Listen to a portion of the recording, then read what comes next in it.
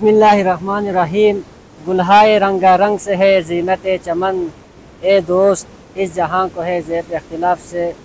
अस्सलाम वालेकुम नाज़रीन।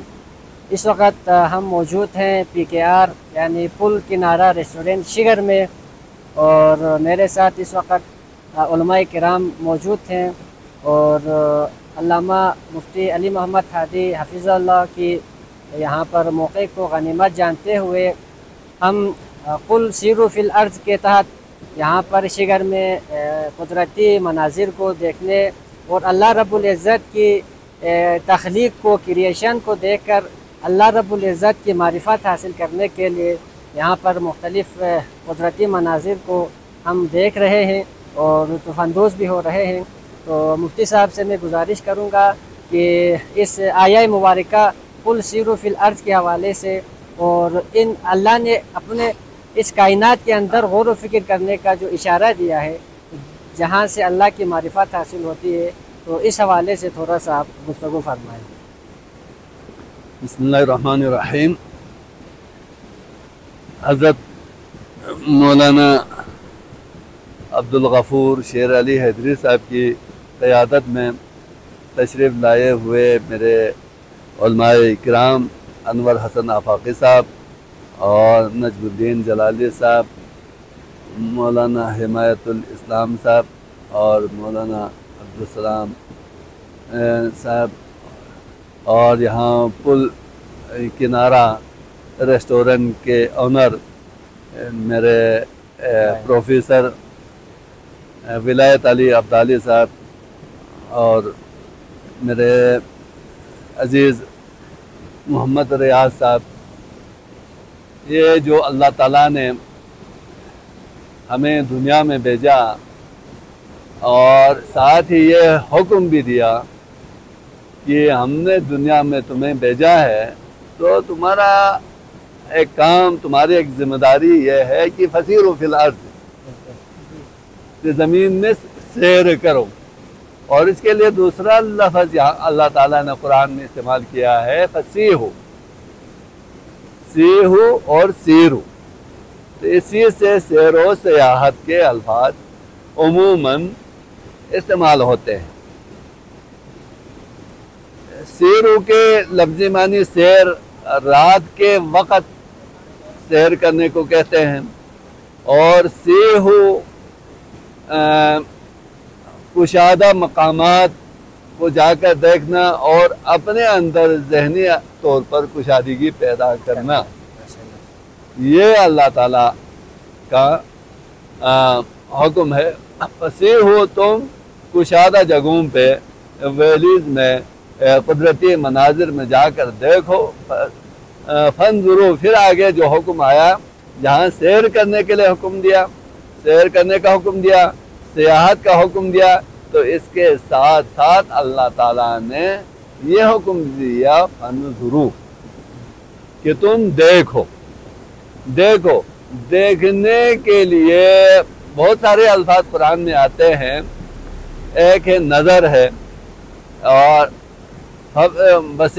फबसुरू बसीरत का लफ्ज़ भी इस्तेमाल करते हैं, नज़र का लफ्ज़ भी इस्तेमाल करते हैं। तो आँखों से देखना, दिल के आँखों से देखना, सर की आँखों से देखना और दिल के आँखों से देखना, ये दोनों के लिए लफ्ज़ नज़र का इस्तेमाल होता है। तो अल्लाह ताला ने जहाँ हमें पैदा किया, हम भी कुदरत के करिश्मे हैं, और हम ये पर खुदा की तख्लीक़ात की किस्म साजियाँ ख़त्म नहीं होती, बल्कि खुदा की तख्लीक के करिश्मे दुनिया जहाँ में फैले हुए हैं। तो देखें, तो अब ये जो देखना है, दुनिया की दूसरी तख्लीकी जो करिश्मे हैं, मनाजिर है, उनमें देखने की सलाहियत नहीं। एक अल्लाह ताला की मखलूक है इंसान, इसको अल्लाह ताला ने इस सलाहियत से नवाजा है कि फंजुरू, कि तुम जाके देखो।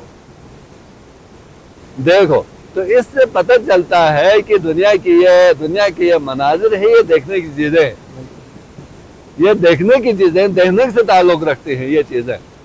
تو دیکھنا کیوں ہے؟ صرف محظوظ ہونے کے لیے نہیں. فانظروا کیف کان عاقبۃ المکذبین.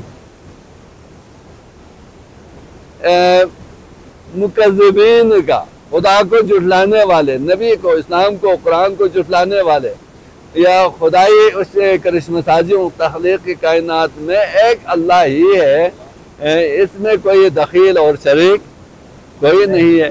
اس کو جو جھٹلا رہے ہوتے ہیں، کوئی شریک بنا کر، کوئی کفر کر کے اس چیز کی تکذیب کر رہے ہیں، تو ان کے انجام کو دیکھنا ہے. تو اس کا مطلب ہے دیکھنے کا اصل مقصد کیا ہے؟ عبرت حاصل کرنا، درس لینا.